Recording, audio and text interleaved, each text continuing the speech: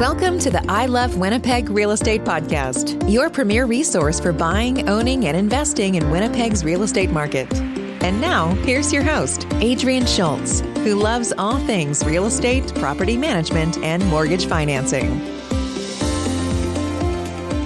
In this episode of the I Love Winnipeg Real Estate Podcast, I'd like to speak with you about an overview of the home buying process. If you're in the early stages of planning to buy either your first home or your next home, you are listening to the right podcast.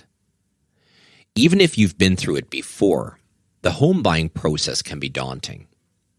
But it doesn't have to be when you have the right people on your side. The purpose of this episode is to share a high-level view of the home buying process. Obviously, the finer details can be addressed once you've submitted an application for a pre-approval.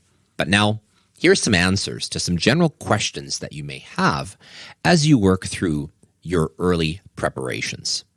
Are you credit worthy? Having an established credit profile is essential when applying for a mortgage. For your credit to be considered established, you want to have a minimum of 2 trade lines, such as credit cards, loans, or line of credit, with a minimum limit of $2,500, reporting for a period of at least 2 years. From there, you'll want to make sure that your debt repayment is as close to flawless as possible. Think of this. Why would a lender want to lend you money if you don't have a history of timely repayment on the loans you already have? Making your payment on time as agreed is crucial. Now, we all know, however, that mistakes can happen and payments might get missed. If that's the case, it's best to catch up as quickly as possible. Late payments only register on your credit report if you're past due by 30 days. How will you make your mortgage payments? Well, when providing you with a mortgage, lenders are trusting you with a lot of money. They'll want to feel really good about your ability to pay the money back over an agreed period of time with interest. The more stable your employment, the better chances you have of mortgage financing. Typically, you'll want to be employed in a permanent position or have your income averaged over a period of 2 years. If you're self-employed, like me, expect to provide a lot more documentation to substantiate your income. Now, do you have skin in the game? If you're borrowing money to buy a home, you're going to have to bring some money to the table. The best down payment comes from accumulating your own funds, supported by documents providing a 90-day history in your bank account. Other down payment sources, such as a gift from a family member or proceeds from another property sale, are completely acceptable. In Canada, 5% down is the minimum required. However, depending on the purchase price, it might be more.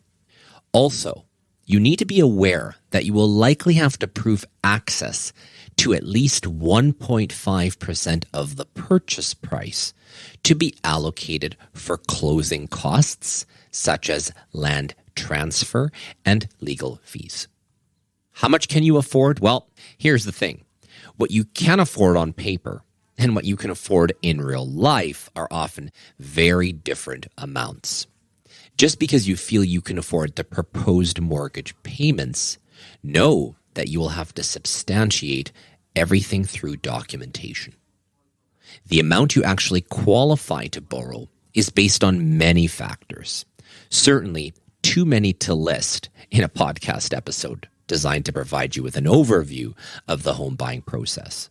However, with that said, it's never too early in the home buying process to seek professional advice.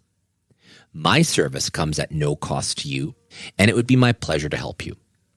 Working with an independent mortgage professional allows you to assess your credit worthiness, provide insight on how a lender will view your income, help you plan for a down payment, and nail down exactly how much you can afford to borrow.